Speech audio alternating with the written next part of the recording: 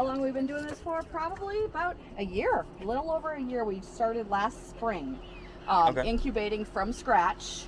So basically our neighbor had the large chicken coop, the actual wooden structure. He already had that. It was offered to us for free. He wanted to partner with us to do it.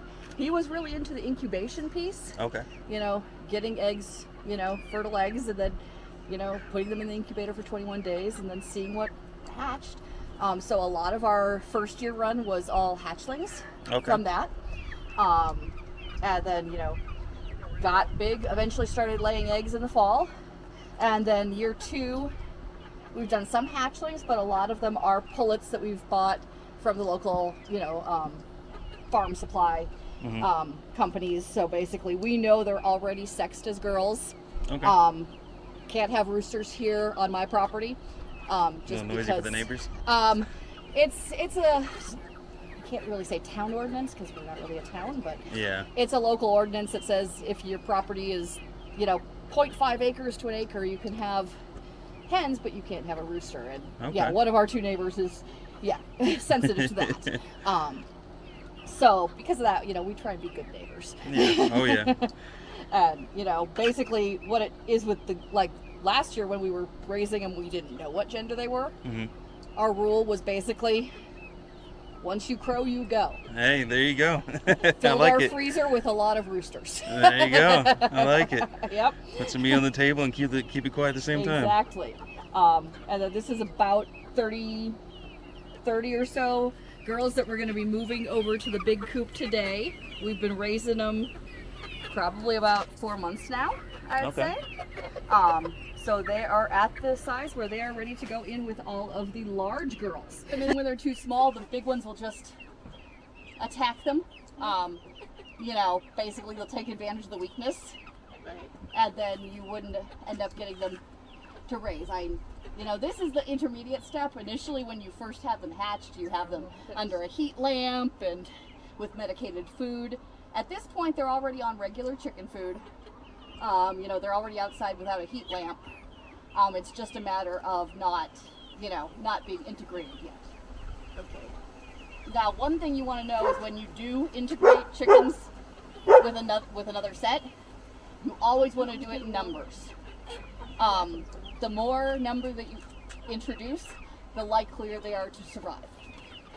Just that same thing about taking advantage of weakness. If you were to take 1 or 2 and introduce them, they're going to get picked on. Just like if you were to take children and introduce them. Yeah, it's not part of the group. But yeah, you take a larger number, they're more likely to make it and, you know, be able to fend as, you know, a unit. So hi girls. Now the one thing you will notice when we put them in initially is they will get scared and go to a corner. Okay. Yeah, they will hide. Hey, what are you doing? Why do some have no feathers? The ones that have no feathers on the neck, that's actually a naked neck breed. Ah, okay. So it's a special breed. The key is just to make sure that there's no escapees. So I went ahead and locked you guys back up. Got one. Where you going, Do guy? we have one back there? You got 2 of them back here.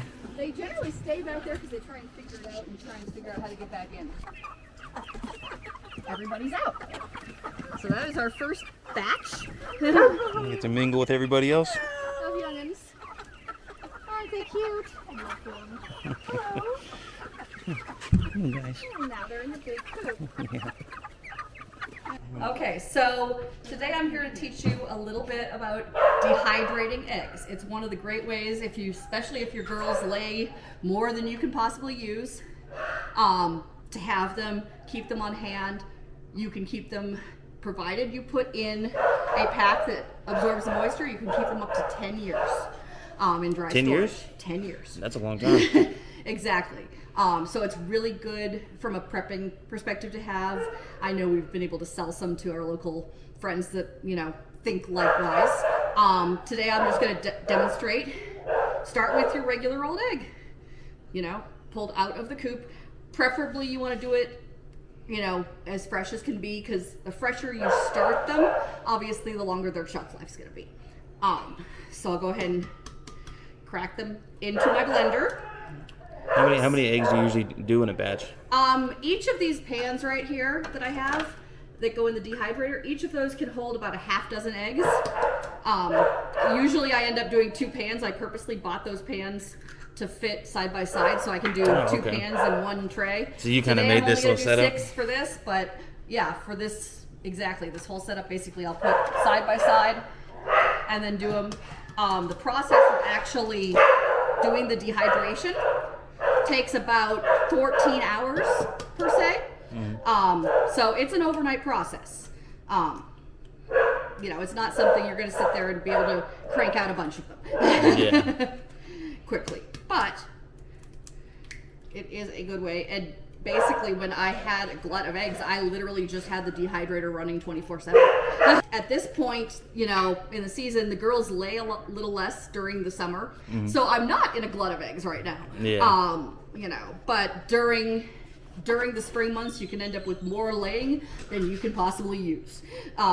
So as far as how we do this, first step, take my blender. I'm going to blend these to the point that it's frothy, just to the point they get frothy, and then stop. So you'll start to notice a little bubbling going on there. And once you get that bubbling, you know you're good. Once you can see those bubbles, you know that you've gotten them to the right consistency. Go ahead and put in the dehydrator. So then you just pour them into your pan. Obviously, if you're using a dehydrator like this, you need to have some sort of heat-safe pan that has no holes, clearly, you know, because, you know, when we're usually dehydrating, we're dehydrating things like meat, fruits, things that you can put on a tray like this. Yeah. Obviously, with eggs, if you tried to put them on the tray like this, they just drip right through. Yeah. So that's why we have to do a pan like this. But then basically, got my pan, put my lid on. So when I just turn it on, it's already set. The correct temperature is approximately 145. Is that through trial and error that you figured out it's 145, or is it just kind of typical across the board? I don't know. My husband's the one who figured it out. Okay. I think it was the usual Google University, Yeah. YouTube University. I think that was a lot of it. But then through trial and error, we kind of dialed in the timing. Okay. Because if you take them out too soon, what you'll find is they're still a little gooey. Okay. How long do you usually set them through for? 14 hours. Four- That secondary step, you get a tray that's basically dried eggs, so you literally scrape them. Okay. I put them back through my blender to pulse them into fine powder. So that's the finished product right there? This is the finished product right here. Yeah. So yeah, you can zoom on in. Oh. See that? Yeah. Basically, the last thing you do after you take them out of there is you put them through the blender to turn them into a powder. Okay. Yeah. So basically, what we use for an oxygen absorber. If I can open the box. There we go. And these are available online.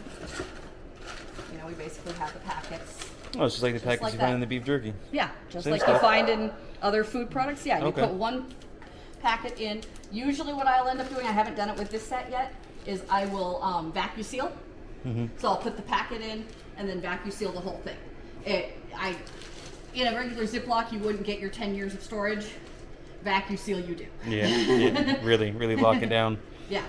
Yes, so to get one large whole egg, let's see here. It is 2 tablespoons of egg powder, and then it's 3 3/4 tablespoons of water. So it's almost a 1 to 2. Okay. Yeah. So for an egg, it's 2 tablespoons, and then almost 4 tablespoons of water.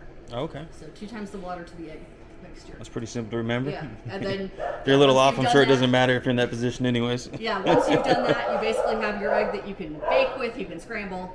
Okay. You know, you basically, obviously, you're not gonna. You could dehydrate in portions. I don't choose to. I don't usually separate my eggs in the first place when I'm cooking, Okay. so I don't find a lot of advantage out of it. Quite frankly, if you're in a position where you're needing it for survival, I don't think you're stressing on whether it's Yeah. the white or the yolk. Yeah, I don't think you're really going to care about it. Right? You're just So happy to there. have some eggs.